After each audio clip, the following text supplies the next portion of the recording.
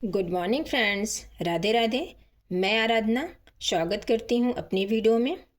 जैसा कि फ्रेंड्स हिंदी साहित्य का इतिहास पढ़ रहे थे, उसके अंतर्गत हम सिद्ध साहित्य को पढ़ चुके हैं, नाथ साहित्य को पढ़ चुके हैं। आज पढ़ेंगे जैन साहित्य को। जैन शब्द का अर्थ है जिन। जिन भगवान महावीर को कहते हैं और जैन मतलब भगवान महावीर के अनुयायी थे। ये परीक्षा में पूछा नहीं जाएगा फ्रेंड्स। आगे देखते हैं। आदिकाल में भगवान महावीर के अनुयायी जैन कवियों द्वारा अपने धर्म का प्रचार प्रसार करने के लिए जिस साहित्य की रचना हुई उसे जैन साहित्य कहा जाता है। जैन साहित्य का समय है 8वीं से 13वीं शताब्दी। राज साहित्य का समय 12वीं से 13वीं शताब्दी।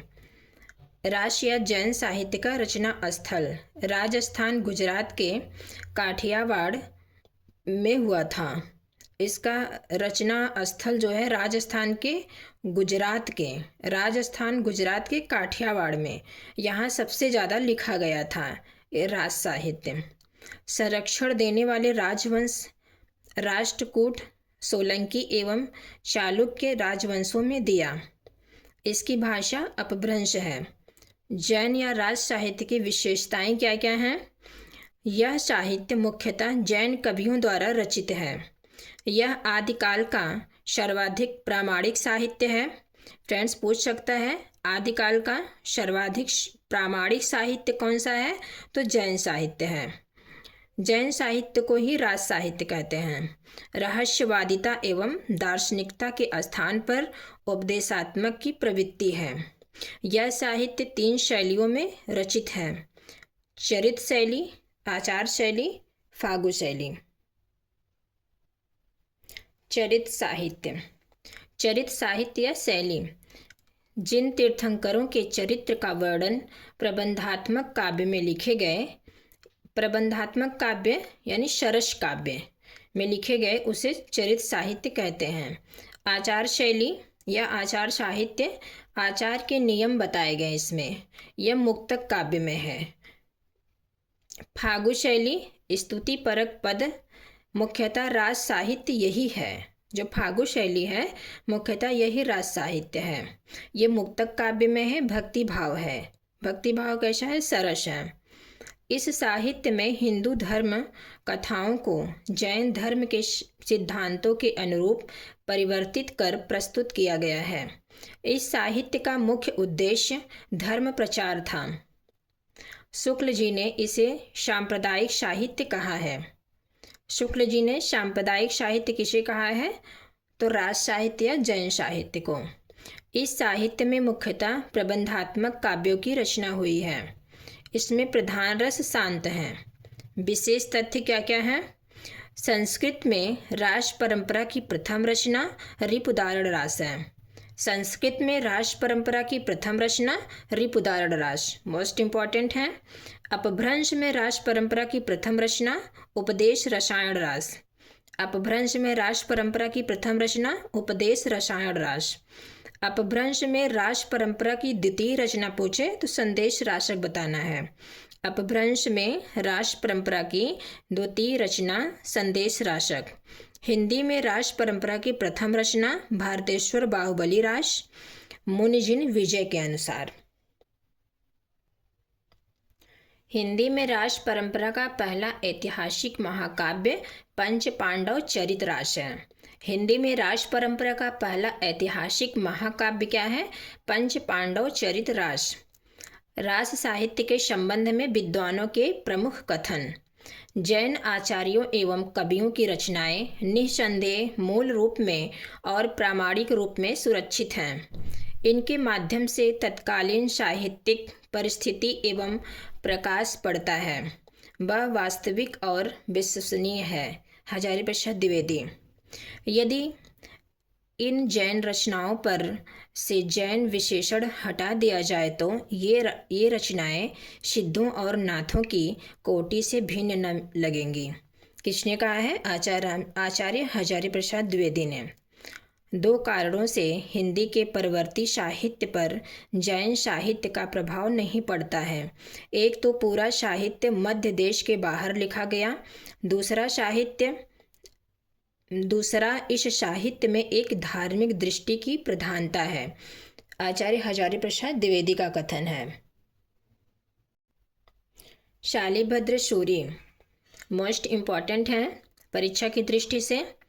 इनकी रचनाएं हैं भारतेश्वर बाहुबली रास 1184 ईस्वी में। शालिभद्र सूरी की रचना है भारतेश्वर बाहुबली रास 1184 ईस्वी में।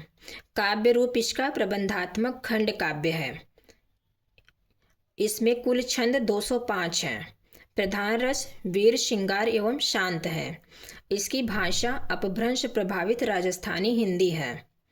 कथानक, इस रचना में भारतेश्वर अयोध्या का शासक एवं बाहुबली जो है तक्षशिला का शासक को आरंभ में युद्ध प्रिय एवं बाद में जैन धर्म में दीक्षा लेने के बाद अहिंसावादी दिखाए गए हैं। मुनिजिन विजय ने इसे हिंदी में रास परंपरा का प्रथम ग्रंथ माना है। मुनिजिन विजय ने रास परंपरा का प्रथम ग्रंथ किसे माना है? शालिभद्र सूरी को माना है। डॉक्टर गणपत चंद्र गुप्त ने हिंदी साहित्य का अपभ्रंश इसी रचना से मानते हैं। पंच पांडव चरित रास शालिभद्र सूरी की रचना है। पंच पांडव चरित रास ये भी शालिभद्र सूरी की रचना है। इसका रचना काल 1191 ईस्वी में है। काव्य रूप प्रबंधात्मक महाकाव्य है। इसमें 15 सर्ग हैं। महाभारत की कथा का चित्रण किया गया है। इसमें पांडवों की अहिंसावादी दिखाया गया है। पांडवों को अहिंसावादी दिखाया गया है। इसकी भाषा अपभ्रंश प्रभावित राजस्थानी हिंदी है। यह रास परंपरा का पहला ऐतिहासिक महाकाव्य माना जाता है। रास परंपरा का पहला ऐतिहासिक महाकाव्य पूछो तो पंच पांडव चरित रास को बताना है। बुद्धिरास ये भी शालिभद्र सूरी की रचना है। इसका रचना काल है 1193 ईस्वी। काव्य रूप मुक्तक है। इसमें नीति, वैराग्य एवं आचरण से संबंधित पद हैं। इसका प्रधान रस शांत है। इसकी भाषा अपभ्रंश प्रभावित राजस्थानी हिंदी है। फ्रेंड्स, अगर बुद्धि रासो पूछे तो जल्हड़ की रचना है।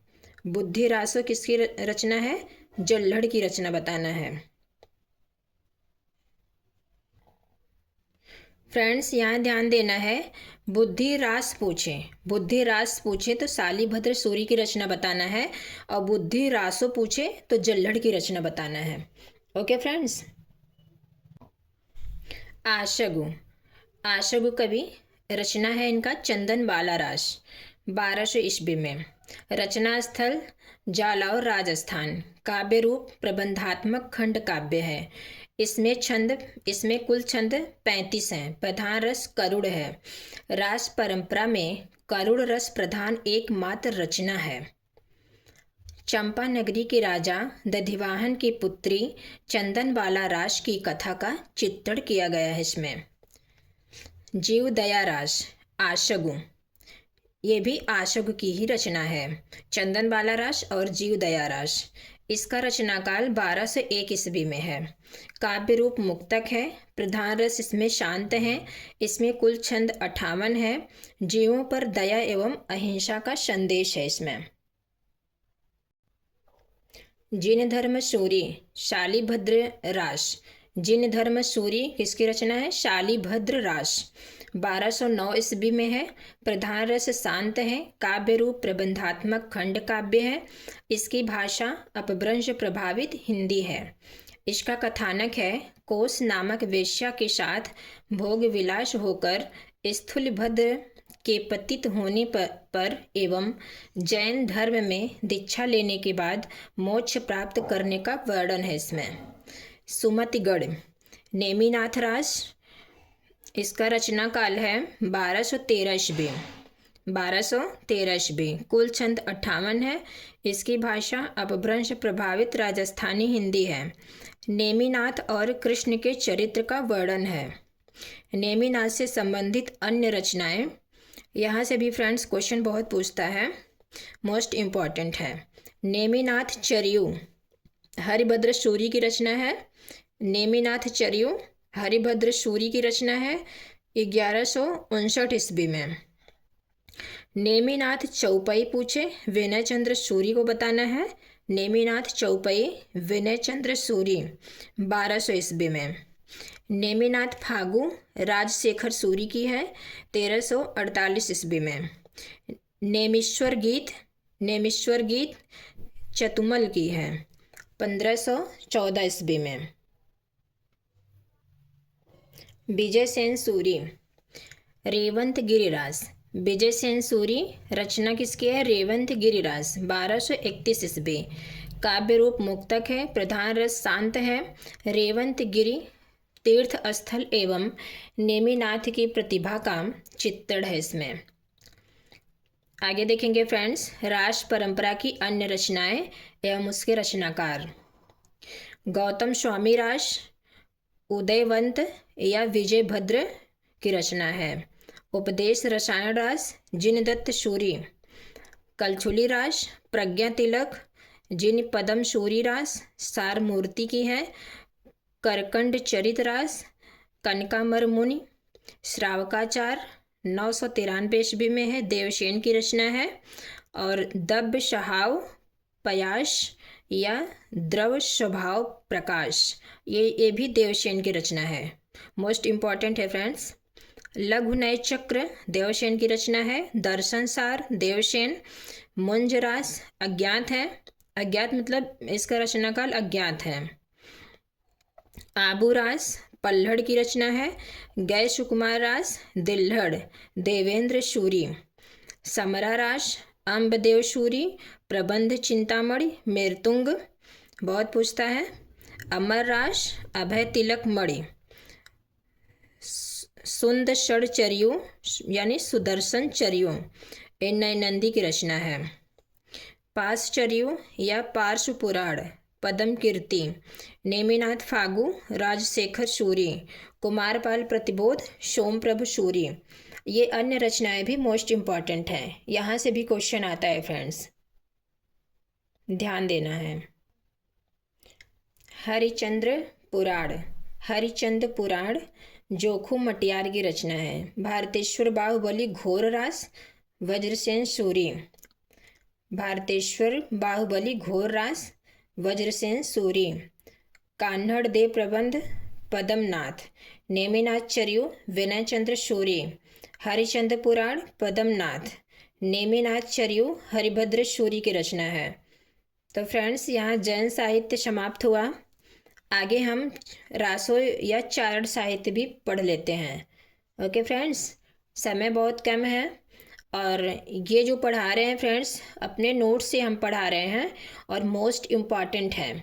आप लोग को ध्यान देने की बात है और ध्यान से पढ़ना है। जहाँ कई बार फ्रेंड्स आप लोग को वीडियो कई बार रिपीट करना है, बार बार देखेंगे सुनेंगे तो उससे याद होगा।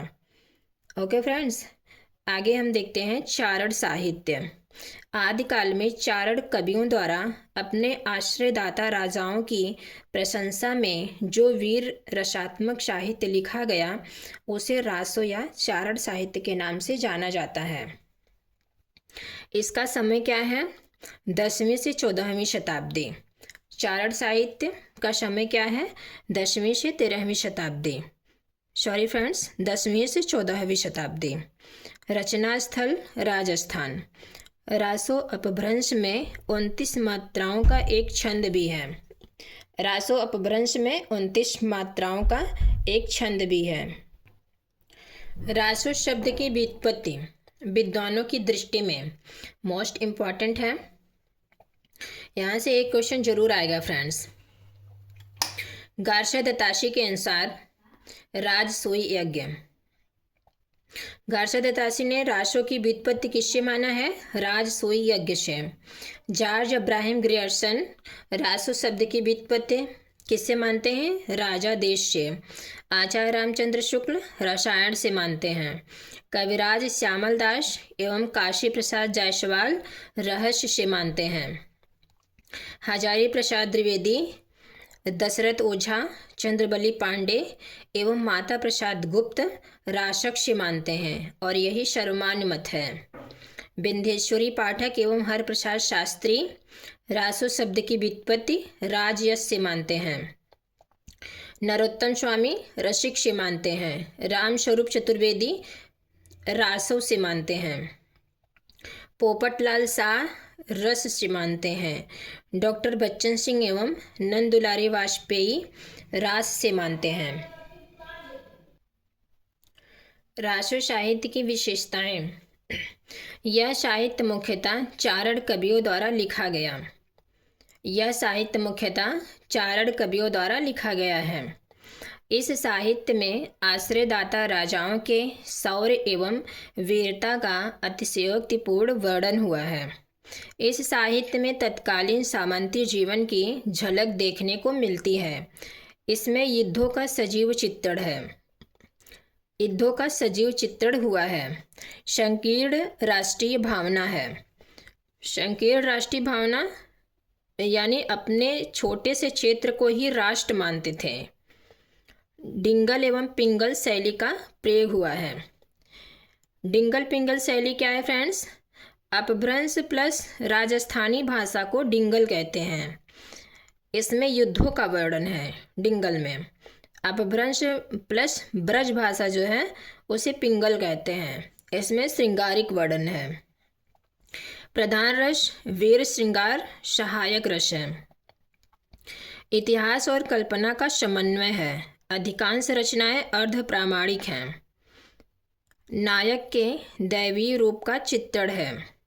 छंद वैविध्य है। प्रबंधात्मक काव्यों की रचना है। नायिकाएं साधारण रही हैं। इसमें नायिकाएं कैसी रही हैं? साधारण। खुमार रासो। रचनाकार दलपत विजय। रचना काल क्या है? आचार्य रामचंद्र शुक्ल के अनुसार खुमार रासो का समय 9वीं शताब्दी। आचार्य रामचंद्र शुक्ल ने खुमार रासो का समय कितना माना है? 9वीं शताब्दी। मोतीलाल मेनारिया खुमार रासो का समय 17वीं शताब्दी मानते हैं। ठाकुर शिव सिंह सेंगर इसे दलपत विजय की रचना न मानकर किसी अज्ञात भाट की रचना मानते हैं। कथानक क्या है? इसमें चित्तौड़ के शासक खुमान और बगदाद के खलीफा अलमामू के मध्य हुए युद्ध का चित्रण है। इस युद्ध में विजय किसकी हुई? खुमार की। आचार्य रामचंद्र शुक्ल ने खुमार नाम के निम्नलिखित 3 शासकों का उल्लेख किया है। खुमान प्रथम, खुमान द्वितीय, खुमान तृतीय। खुमान प्रथम का समय है विक्रमी संवत 810 से 865 और खुमार द्वितीय विक्रमी संवत 870 से 900। खुमान तृतीय का समय है विक्रमी संवत 965 से 990। इस ग्रंथ में खुमान द्वितीय का चित्रण है। इस ग्रंथ में किसका चित्रण है? ये खुमान द्वितीय का। विशेष तथ्य, इसमें लगभग 5000 छंद हैं। खुमार रासो में छंद कितने हैं? 5000, लगभग 5000। इसकी भाषा राजस्थानी हिंदी है। इसकी हस्तलिखित प्रति पूना संग्रहालय में संरक्षित है। इसे हिंदी का प्रथम जय काव्य कहा जाता है। इसमें बप्पा रावल से लेकर राज सिंह तक का वर्णन है। आलोचकों के मत, इस ग्रंथ की चर्चा हिंदी साहित्य के आदिकाल में नहीं होनी चाहिए। किसने कहा? आचार्य हजारी प्रसाद द्विवेदी ने। यह नहीं कहा जा सकता कि इस समय जो खुमार रासो मिलता है उसमें कितना अंश पुराना है। इसमें महाराणा प्रताप सिंह तक का वर्णन मिलने से यह निश्चित रूप से कहा जा सकता है कि जिस रूप में यह ग्रंथ अब मिलता है वह उसे विक्रमी संवत के 17वीं शताब्दी में प्राप्त हुआ होगा। मोस्ट इम्पॉर्टेंट कथन है आचार्य रामचंद्र शुक्ल का। आगे पढ़ेंगे विशलदेव रासो। विशलदेव रासो का रचना काल नरपति नाल। रचना काल क्या है? 1555 ईस्वी सर्वमान्य मत है। शुक्ल के अनुसार विक्रमी संवत 1212 है। शुक्ल के अनुसार विक्रमी संवत 1212 है विशलदेव रासो का समय। आचार्य रामचंद्र शुक्ल दोहा एक लिखते हैं, सम्मत 1272 मझारे, जेठ बुधि नवमी बुधवारे, नाल रसायण आरंभ करी, शारदा तोठी ब्रह्म कुमारी। ये शुक्ल के अनुसार है। इसी के अनुसार शुक्ल इनका समय 1212 मानते हैं, सम्मत 1272। अन्य आलोचकों की दृष्टि में बीसल देव रासो का रचनाकाल मोतीलाल मेनारिया के अनुसार 16वीं शताब्दी, माता प्रसाद गुप्त के अनुसार बीसल देव रासो का समय क्या है, 14वीं शताब्दी, डॉक्टर रामकुमार वर्मा के अनुसार विक्रमी संवत 1058 के आसपास, मिश्र बंधुओं के अनुसार बीसल देव रासो का समय विक्रमी संवत 1220 है। गौरी शंकर हीराचंद ओझा के अनुसार विक्रमी संवत 1030 से 1056 के मध्य है। लाला सीताराम के अनुसार 1272, हजारी प्रसाद द्विवेदी के अनुसार 1545 से 1560 ईस्वी के मध्य। इसका संपादन किसने किया, माता प्रसाद गुप्त ने। बीसल देव रासो का संपादन किसने किया, माता प्रसाद गुप्त ने। इसमें कुल 128 छंद हैं। यह मुक्तक एवं गेय रचना है। इसमें नायक बीसल देव तृतीय, जो विग्रह राज चतुर्थ अजमेर का चौहान वंशीय शासक था। नायिका राजमती थी। बीसल देव की पत्नी मालवा के भोज परमार की पुत्री। हिंदी की पहली पोषित पतिका नायिका पूछे तो राजमती बताना है। राजमती को जुबान की तेज व मन की खरी किसने कहा, नामवर सिंह ने। बीसल देव रासो का कथानक निम्नलिखित 4 खंडों में विभक्त है। मोस्ट इम्पॉर्टेंट है। प्रथम खंड है बीसल देव और राजमती के विवाह का वर्णन है। द्वितीय खंड में राजमती के किसी कथन से रुष्ट होकर बीसल देव का उड़ीसा जाना।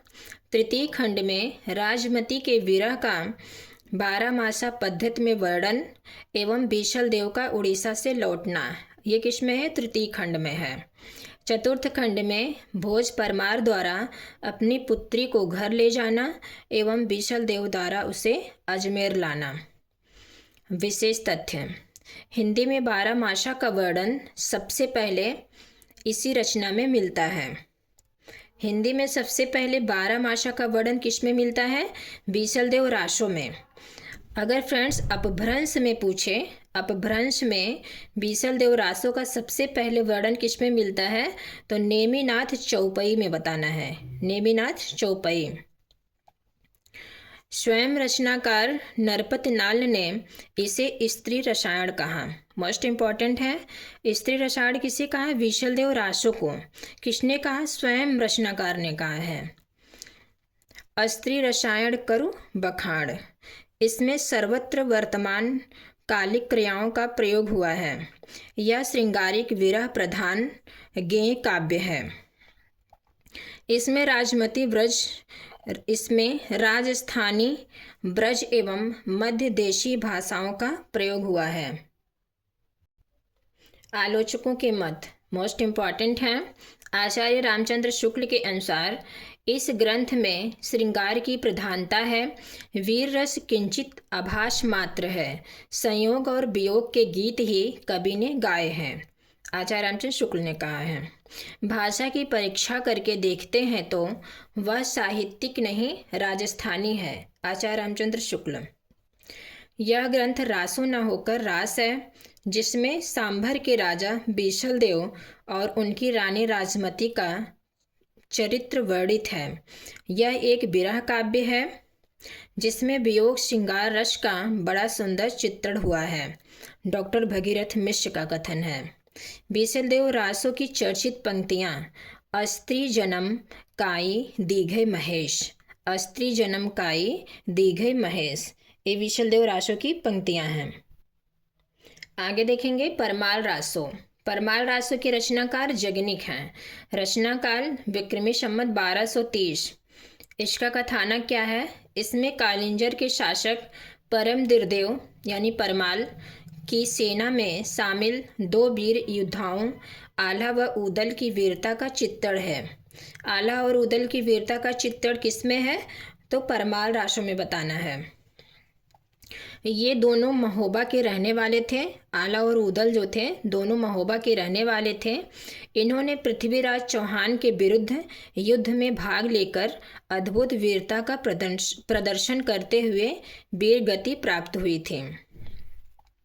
विशेष तथ्य, 1920 ईस्वी में श्याम सुंदर दास ने इसका प्रकाशन परमाल रासों के नाम से नागरी पंचाननी सभा काशी में करवाया।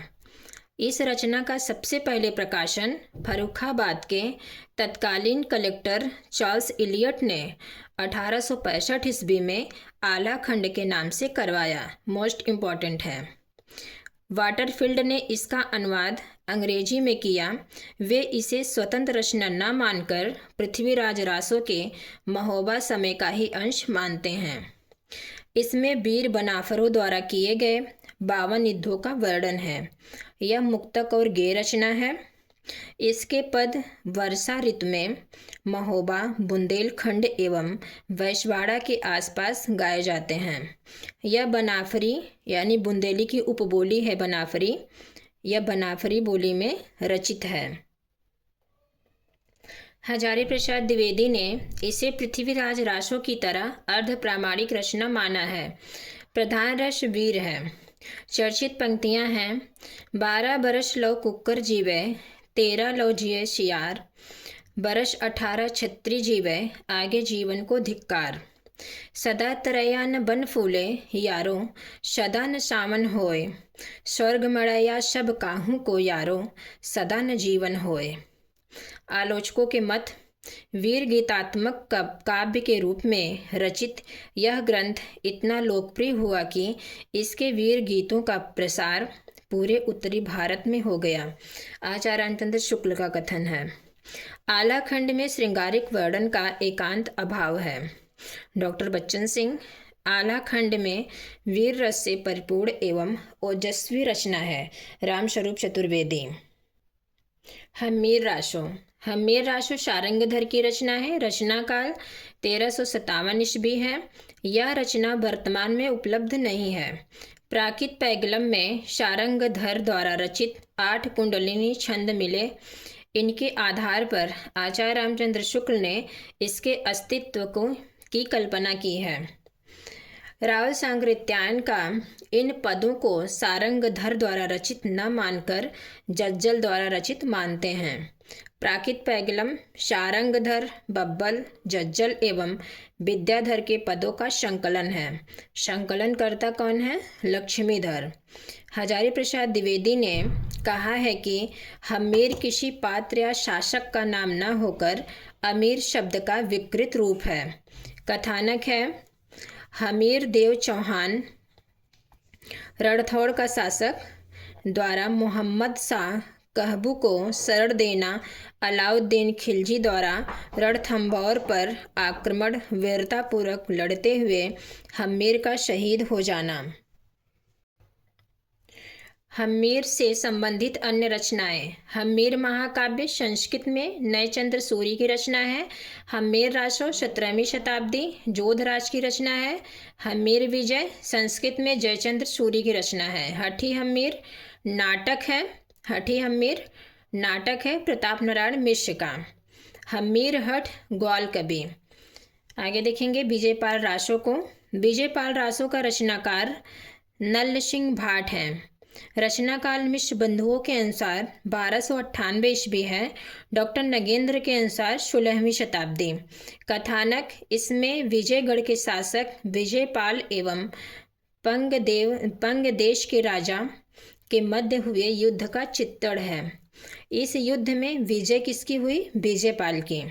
इसमें कुल छंद 42 हैं। इसकी भाषा अपभ्रंश है। जयचंद्र प्रकाश। रचनाकार भट्ट केदार। रचनाकाल 12 से 12वीं से 13वीं शताब्दी। भट्ट केदार का समय विक्रमी संवत 1225 के आसपास माना जाता है।